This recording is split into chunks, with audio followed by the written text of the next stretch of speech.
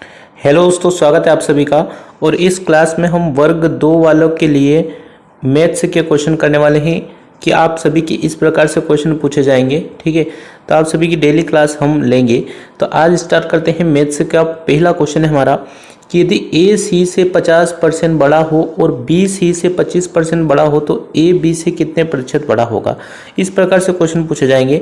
देखिए यहाँ पर देखते हैं, मान लेते हैं हम सी है 100। ठीक है, अब यहाँ पे क्या बोला गया, ए सी से 50% बड़ा है तो सी से कितना बड़ा है 50%, यानी कि 150 हो जाएगा। और बी सी से 25% बड़ा है, मतलब बी सी से 25% बड़ा मतलब 125 हो जाएगा।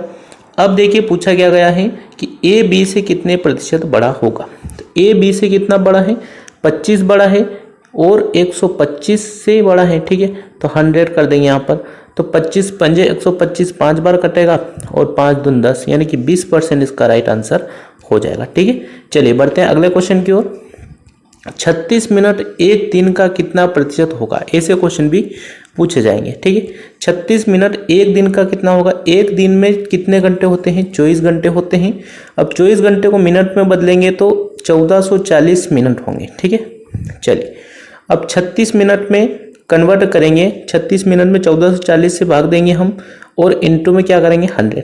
तो यहाँ पे 36 से 4 बार कटेगा है ना, 40 आ जाएगा। और यहाँ पे 0 से 0 काट देंगे हम तो 10 बट्टा क्या आ जाएगा 4 आ जाएगा। ठीक है, 10 बट्टा 4 आ जाएगा और काटेंगे तो 2.5% हो जाएगा इसका आंसर। तो क्या होगा, 36 मिनट एक दिन का कितना प्रतिशत होता है, तो होता है 2.5। ठीक है, चलिए आगे बढ़ते हैं।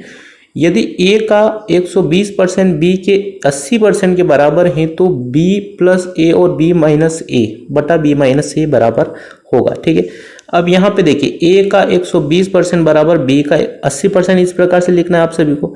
अब क्या करना है, इस बी को इसके बटे में ले जाना, ए बटा बी हो जाएगा। ठीक है, और 80% यहाँ पे है और 120% यहाँ पे हो जाएगा। 0 से 0 काट देंगे, 2 चौक 8 हो जाएगा, 2 पंजे 2 छंग 12 हो जाएगा, 2 दूने 4 और 2 त्रिया 6। ठीक है, तो 2/3 हो जाएगा, यानी कि ए का मान हमारे पास 2 आ गया और बी का मान हमारे पास 3 आ गया। अब क्या करना है, ए प्लस बी है, यहाँ पर क्या दिया गया है बी प्लस ए है ना, बी प्लस ए बट्टा बी माइनस ए दिया गया है। ठीक है, तो यहाँ पर मान रखेंगे हम 3 + 2 और 3 - 2, यानी कि 3 और 2 5 बटा 3 में से 2 गया तो 1 बचा, यानी कि 5 इसका राइट आंसर हो जाएगा। ठीक है, तो इस प्रकार से क्वेश्चन आप सभी को एग्जाम में उड़ाने हैं। ठीक है, अगला क्वेश्चन है, 2 व्यक्ति संसद के लिए चुनाव लड़े, उसमें विजेता उम्मीदवार ने डाले गए कुल मतों के 57% मत प्राप्त किए। देखिए 57% मत प्राप्त किए तो हारने वाला कितना हो जाएगा 43%, कितना हो जाएगा 43%। ठीक है, और वह 42,000 मतों से विजय हुआ। तदनुसार डाले गए कुल मतों की संख्या कितनी थी, कुल मत कितने थे 100% थे। अब यहाँ पे 57% विजेता है और हारने वाला 43% है, तो डिफरेंस कितना हुआ, मतलब जीता कितनों से 14% जीता, तो 14% से जीता और 42,000 यहाँ पर दिया गया है। ठीक है, अब 42,000 दिया गया है तो 1% का मान कितना हो जाएगा 42,000 बट्टा 14 कर देना। ठीक, अब यहाँ पे हमको कुल मतों की संख्या निकालना है, तो कुल मत 100% होते हैं तो 100 का हमने गुणा कर दिया। ठीक है, अब यहाँ पे काटेंगे हम तो 14 × 42 यानी कि 3,000 और 3,000 का गुणा हम 100 में करेंगे तो कितना हो जाएगा 3 लाख। ठीक, चलिए तो अगला क्वेश्चन है हमारा कि 1 वर्ष पूर्व मोना तथा पिंकी की उम्र में 4:3 का अनुपात था। 1 वर्ष बाद उनकी उम्र में 5:4 का अनुपात होगा। वर्तमान में उनकी उम्र का योग कितने वर्ष है। अब देखिए 1 वर्ष पूर्व कितना था 4:3, 1 वर्ष बाद कितना था 5:4, तो ये वर्तमान जो है बीच में आता है। ठीक है, ये 1 वर्ष पूर्व हो गया, ये 1 वर्ष बाद हो गया। तो 1 वर्ष से हम वर्तमान में जाएंगे तो +1 होगा, वर्तमान से हम 1 वर्ष बाद जाएंगे तो +1 होगा, यानी कि 2 हो जाएगा। ठीक है, अब 1 के बराबर यहाँ पर देखिए, यहाँ पर डिफरेंस 1 का है, यहाँ पर भी 1 का है।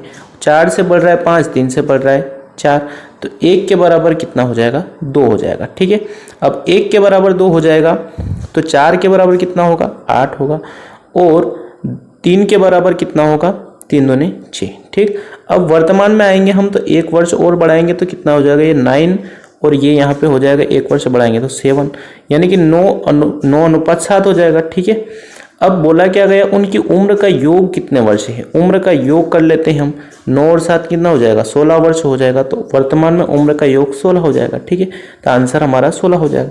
अगला क्वेश्चन है, यदि x के 41% का मान 738 है तो x का 20% कितना होगा। 41% कितना है, 738 है। 1% करेंगे तो 738/41 हो जाएगा। ठीक है, अब हमें 20% करना है, यहाँ पर 20 का गुणा कर देंगे। ठीक, अब यहाँ पे 41 से 738 कटेगा 18 बार, 18 दिन कितना हो जाएगा, 36, यानी कि 360 जो है इसका राइट आंसर हो जाएगा। अगला क्वेश्चन है हमारा, सुनीता तथा विनीता की वर्तमान आयु में 3:1 का अनुपात है और 5 वर्ष बाद ये अनुपात बढ़कर 7:3 हो जाएगा। विनीता की वर्तमान आयु क्या है। अब देखिए वर्तमान में क्या है, अनुपात 3:1 है, 5 वर्ष बाद 7:3 होगा। तो यहाँ पर देखिए 3 और 1 में अंतर 2 का है, 7 और 3 में 4 का है। तो ये अंतर अपने को बराबर करना है। ठीक है, अब बराबर करने के लिए क्या करेंगे हम,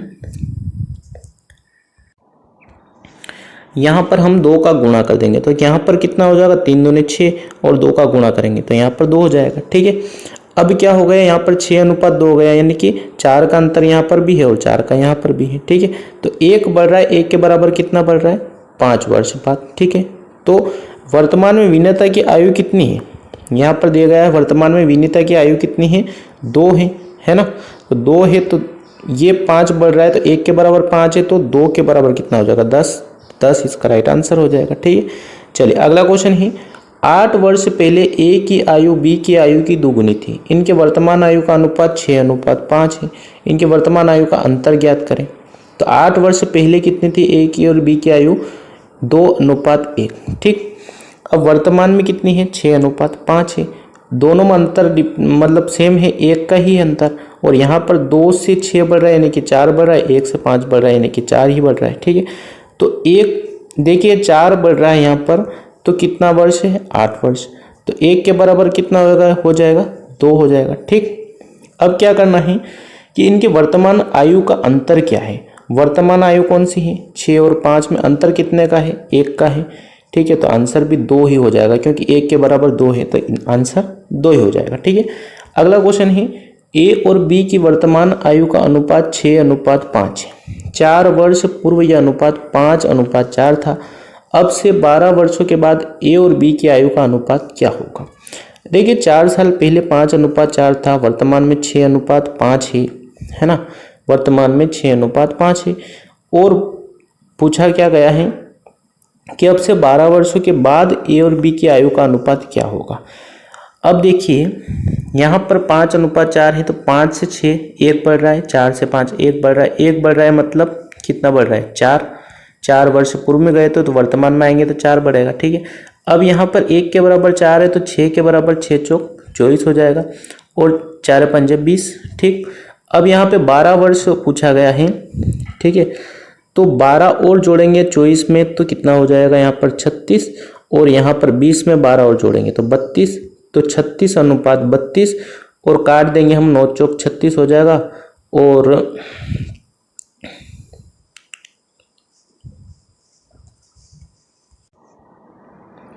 ठीक है, तो यहाँ पर हो जाएगा 4 × 32 और 4 × 36, तो 9:8 इसका आंसर हो जाएगा। अगला क्वेश्चन है, ए और बी की वर्तमान आयु का अनुपात 3:4 है। 12 वर्ष पूर्व उनकी आयु का अनुपात 2:3 था। ए और बी की वर्तमान आयु का योगफल वर्ष में ज्ञात करना है। ठीक है, अब 12 साल पहले 2:3 था, वर्तमान में 3:4 है, यानी कि 1 का डिफरेंस है, यहाँ पे भी 1 का है, तो 1 के बराबर कितना हो जाएगा, 12। अब 1 के बराबर 12, तो 12×3 36। ठीक है, और 12 चौक 48, यहाँ पर 48, यहाँ पर 36, 48 और 36 यानी वर्तमान आयु का योगफल वर्ष में ज्ञात करना है। तो 48 और 36 कितना हो जाएगा, 84, तो 84 इसका राइट आंसर हो जाएगा। मिलते हैं दोस्तों नेक्स्ट वीडियो में। वीडियो कैसा लगा लाइक करना और चैनल को सब्सक्राइब कर लेना ऐसे ही वीडियोस देखने के लिए। और डेली आपको मैथ्स की क्लास चाहिए तो आप सभी कमेंट करके जरूर बताइएगा। Thank you, all the best.